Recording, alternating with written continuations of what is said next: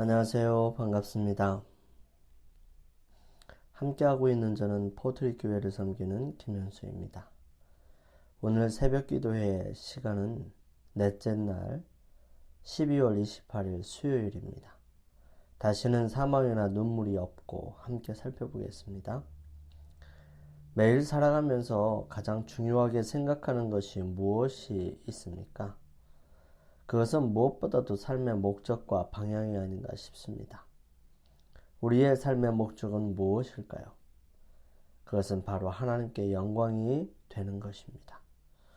우리가 하나님을 위해 무엇인가를 할 수 있고 그분을 드러낼 수만 있다면 그것이 가장 중요한 일 중에 하나일 것입니다. 그리고 또 다른 하나를 꼽을 수 있다면 우리는 어디를 향하고 있는가 하는 것이지요. 우리가 하나님께로 향하고 나아갈 수만 있다면 한 발자국이라도 의미 있고 희망이 있습니다. 한 발자국을 떼면 한 발자국 더 가까워지기 때문이지요. 오늘 우리는 지상에서 죽은 사람을 살려주신 예수님의 모습을 통해서 그분이 궁극적으로 우리에게 주시고자 하는 선물과 은혜를 생각해보고 또 바라볼 수 있기를 희망합니다. 기도드리고 시작합니다. 사랑의 하나님, 오늘 저희에게 생명을 허락하시고 주님의 말씀으로 시작할 수 있도록 인도하여 주셔서 감사합니다. 매일의 삶에서 가장 중요한 것인 우리의 삶이 주님의 영광을 위하여 살아가고 방향을 주님께로 정해 한 발자국 더 앞으로 나아가는 우리의 삶이 되게 하여 주옵소서. 무엇보다도 죽음에 대한 여러 가지 사실들을 확인하고 성경을 통해 말씀해 주시는 주님의 말씀을 바라볼 수 있고 누리게 하여 주셔서 우리로 바르게 매 발걸음을 주님께로 향하여 옮길 수 있도록 도와주시옵소서. 간절한 기도의 제목들로 주님께 나아갈 때 들어주시고 온전히 이루어 주시며 주님의 섭리를 바라볼 수 있도록 역사하셔서 더 큰 감동과 은혜로 채워주셨음을 깨닫게 하여 주옵소서. 성령께서 이 시간 함께 하셔서 은혜를 함께 누리게 하여 주시옵기를 예수님의 이름으로 기도드립니다. 예수님께서 지상에 계실 때에 3명의 죽은 사람을 살리셨습니다. 하나는 죽자마자, 한 사람은 장사 지내려 갈 때, 또 한 사람은 죽은 지 4일이나 된 후에 살리셨습니다. 제일 먼저 살린 사람은 나이 어린 여자아이였습니다. 그는 사랑받는 아이였지만 그의 몸은 약하여 늘 걱정과 염려 속에서 살아가야만 했죠. 그런 아이는 사랑하는 엄마와 식구들 앞에서 죽게 되고 가족들은 더욱 힘겨운 시간을 보내야 했지요. 이 유다 장로는 심히 슬퍼하며 예수님께 나와 발 아래 엎드려서 부르짖었습니다. 내 어린 딸이 죽게 되었사오니 오셔서 그 위에 손을 얹으사 구원을 얻어 살게 하소서. 예수님께서는 즉시로 회당장과 함께 그의 집을 향하여 출발하셨죠. 회당장의 집은 멀지 않았고 군종이 사방에서 그를 압박하기 때문에 예수님과 그의 동행하는 자들은 천천히 발걸음을 옮겼습니다. 그들이 아직도 길을 가는 도중에 한 사자가 군종을 뚫고 나와서 야이로에게 그의 딸이 죽었다는 소식을 전하였으므로 이제 예수님께 더 염려를 끼칠 필요가 없다고 얘기합니다. 예수께서 그 말씀을 들으시고 두려워 말고 믿기만 하라. 그리하면 딸이 구원을 얻으리라고 말씀하셨습니다. 야이로는 구주 곁에 더 바싹 다가왔습니다. 그리하여 그들은 함께 회당장의 집으로 급히 발을 옮겼습니다. 벌써 그곳에는 곡하는 사람들과 피리 부는 사람들이 와 있어서 그들의 떠드는 소리가 공중에 사무쳤습니다. 무리가 모여있는 것과 떠드는 소리는 예수님의 마음을 거슬리게 했습니다. 예수님께서는 너희가 어찌하여 오느냐? 이 아이가 죽은 것이 아니라 찬다. 라고 말씀하심으로써 그들을 잠잠하게 하려고 하셨습니다. 그들은 아이가 죽는 것을 보았으므로 그를 멸시하고 조롱했지요. 예수님께서는 그들 모두 집에서 떠나도록 요구하신 후에 소녀의 아버지와 어머니 그리고 베드로와 야고보, 요한 등 세 제자를 데리시고 시체가 있는 방으로 함께 들어갔습니다.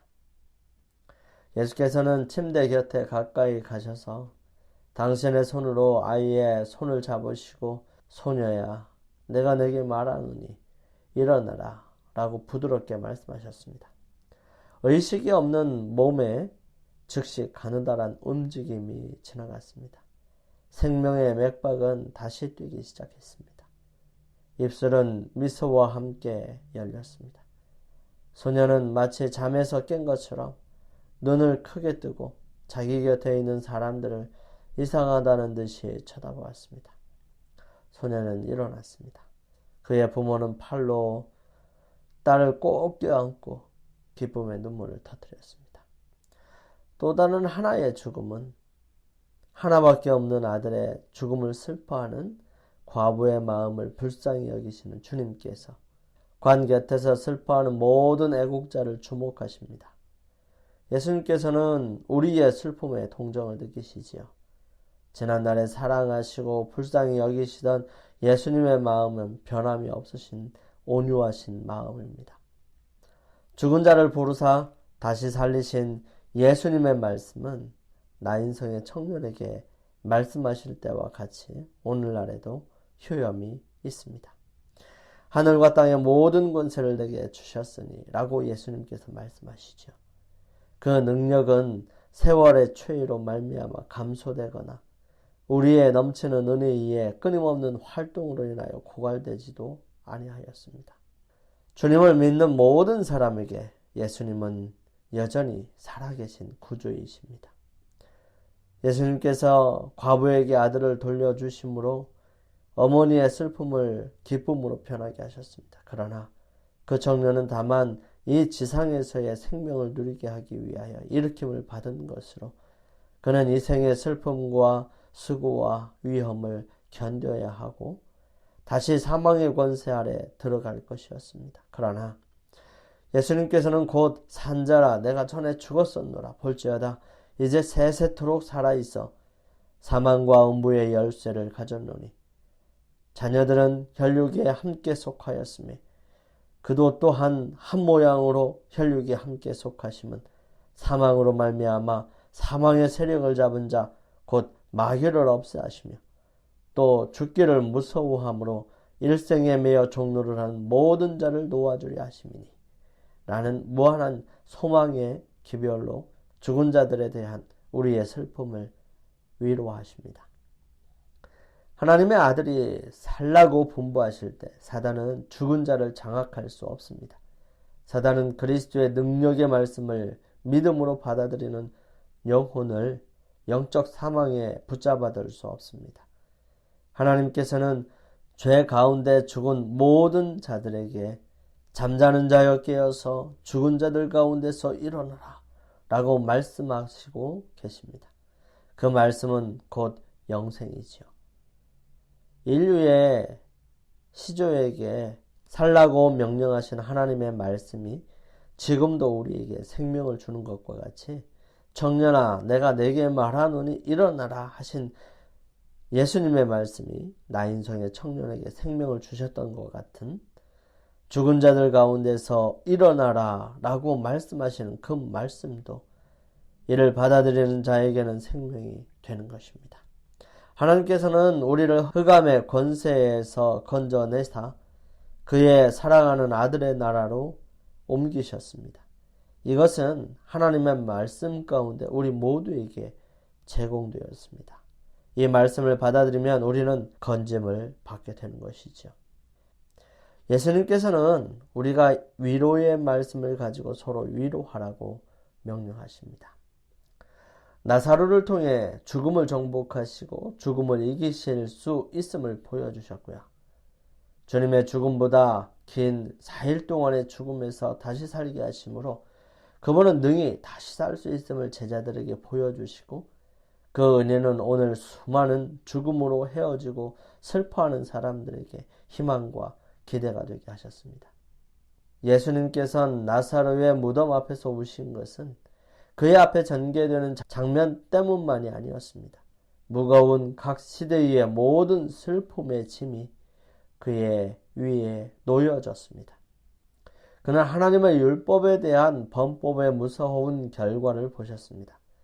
예수님께서는 아벨의 죽음에서 시작해 세상 역사에는 선과 악의 투쟁이 계속해서 있어 왔음을 보셨습니다. 미래를 내다보실 때에 그는 고통과 슬픔, 눈물과 죽음이 사람들의 운명임을 보셨죠. 각 시대와 각 나라에 사는 사람들의 가족들의 고통으로 말미암아 예수님의 가슴은 찢어지는 듯 하셨던 것입니다. 죄 많은 인간의 재난은 예수님의 심령을 무겁게 짓눌렀고요. 그가 그들의 모든 고통을 덜어주시려 하실 때에 그의 눈물의 샘이 터졌던 것입니다. 주님께서 어떤 일을 행하려고 하실 때 사단은 어떤 사람들을 움직여 반대하게 합니다. 돌을 옮겨 놓으라. 그리스도께서 말씀하셨습니다. 가능한 한 내가 일할 수 있도록 길을 준비하여라. 그러나 마르다의 적극적이며 지기 싫어하는 성질은 그 주장을 고집하였습니다. 마르다는 썩고 있는 시체를 보이고 싶지 않았습니다. 인간의 마음은 그리스도의 말씀을 빨리 깨닫지 못하지요. 따라서 마르다의 신앙은 그분의 약속의 참뜻을 깨닫지 못하였습니다. 그리스도는 마르다를 책망하셨지만 그러나 그의 말씀은 아주 부드러웠습니다. 예수님께서 가라사대 내 말을 내가 믿으면 하나님의 영광을 보리라 하지 아니하였느냐?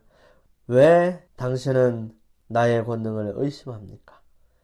왜 나의 요구를 반대하여 이론을 붙이십니까? 당신은 내 말을 이미 들었습니다.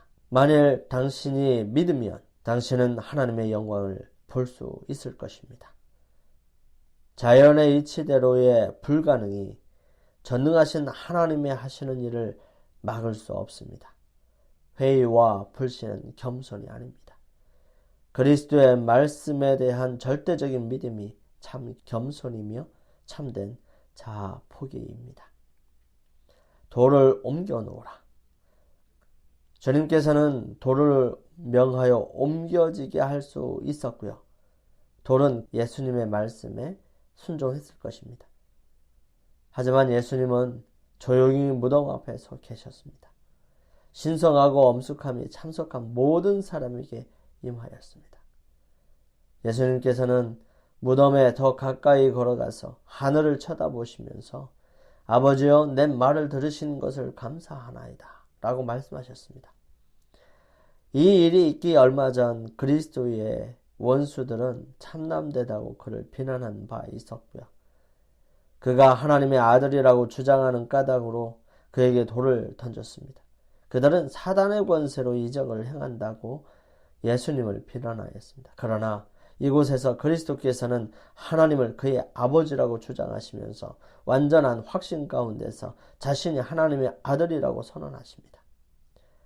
영원히 불타는 지옥에 관한 가르침은 새하늘과 새 땅에는 다시는 사망이 없고 애통하는 것이나 곡하는 것이나 아픈 것이 다시 있지 아니하리니 라는 성경의 가르침과 반대됩니다. 영원히 불타는 지옥에 관한 가르침이 사실이라면 둘째 사망은 우주에서 죄와 죄인을 근절하는 것이 아니라 슬픔과 통곡의 지옥에 그것들을 영원히 감금하는 것에 불과할 것입니다. 그리고 더 나아가 그렇다면 우주는 결코 원래의 완전한 모습으로 온전히 회복되지 않을 것입니다. 그러나 성경은 완전히 다른 그림을 그리고 있습니다. 이사야 25장 8절과 요한계시록 7장 17절 그리고 21장 4절의 말씀은 이렇게 기록합니다. 사망을 영원히 멸하실 것이라. 주 여호와께서 모든 얼굴에 눈물을 씻기시며 그 백성의 수치를 온 천하에서 제하시리라. 여호와께서 이같이 말씀하셨느니라. 이는 보좌 가운데 계신 어린 양이 저희의 목자가 되사 생명수 샘으로 인도하시고 하나님께서 저희 눈에서 모든 눈물을 씻어 주실 것이미로라. 모든 눈물을 그 눈에서 씻기심에 다시 사망이 없고 애통하는 것이나 곡하는 것이나 아픈 것이 다시 있지 아니하리니 처음 것들이 다 지나갔음이로라. 이 구절들은 현세의 시련과 고통 속에서 우리에게 어떤 위로와 희망을 주고 있습니까? 인생은 매우 힘들고 불공평하고 참혹할 수 있습니다. 우리에게 너무나 소중한 누군가가 비참한 죽음을 맞이할 수 있습니다. 또한 누군가가 우리 삶에 살그머니 들어와 마음을 헤집어 놓고 아무 일도 없었다는 듯이 떠나버릴지도 모릅니다. 사랑하고 믿었던 사람에게 배신당하는 것은 얼마나 끔찍스러운 일인가요? 그러나 우리의 슬픔과 상관없이 하나님은 항상 우리의 뺨에서 가능한 한 많은 눈물을 닦아내시기를 원하십니다.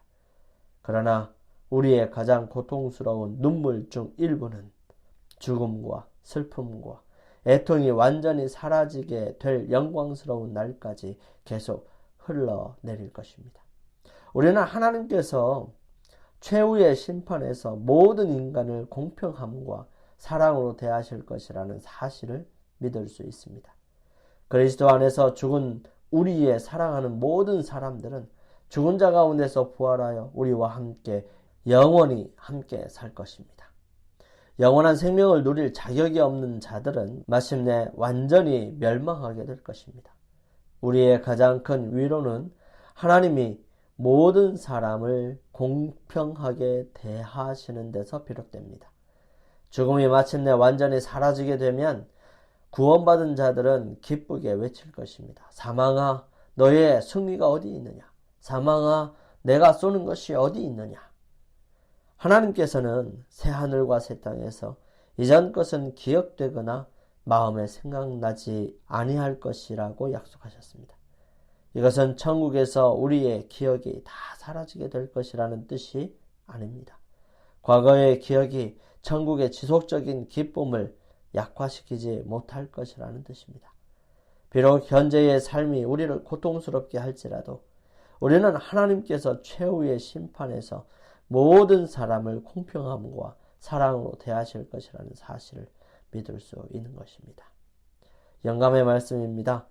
하늘에는 없는 것들, 하늘의 분위기 속에는 고통이 존재할 수 없다. 그곳에는 눈물이 없고 장례 행렬이 없고 슬픔의 흔적이 없다. 다시 사망이 없고 애통하는 것이나 곡하는 것이나 아픈 것이 다시 있지 아니하리니 처음 것들이 다 지나갔음이로라. 그 거민은 내가 병들었노라 하지 아니할 것이라. 거기 거하는 백성이 사죄함을 받으리라. 우리 함께 기도드리겠습니다. 저희들을 너무너무 사랑하셔서 다시는 사망이나 눈물이 없는 세상을 약속해 주신 하나님 감사합니다. 한 번도 경험해 보지 못한 세상이기에 그 소망을 흔들림 없이 붙잡고 사는 것이 힘들기도 하지만 우리에게 허락된 복된 소망을 끝까지 포기하지 않도록 믿음으로 저희들과 함께하여 주시옵소서. 저희들을 끝까지 사랑하시는 우리 주님 예수 그리스도의 이름으로 간절히 기도드립니다. 아멘. 오늘 하루도 주님 안에서 승리하기 위하여 능력을 주시는 주님께 나아가는 여러분과 제가 되시기를 간절히 바랍니다. 저는 내일 아침 이 시간 다시 찾아뵙겠습니다. 감사합니다.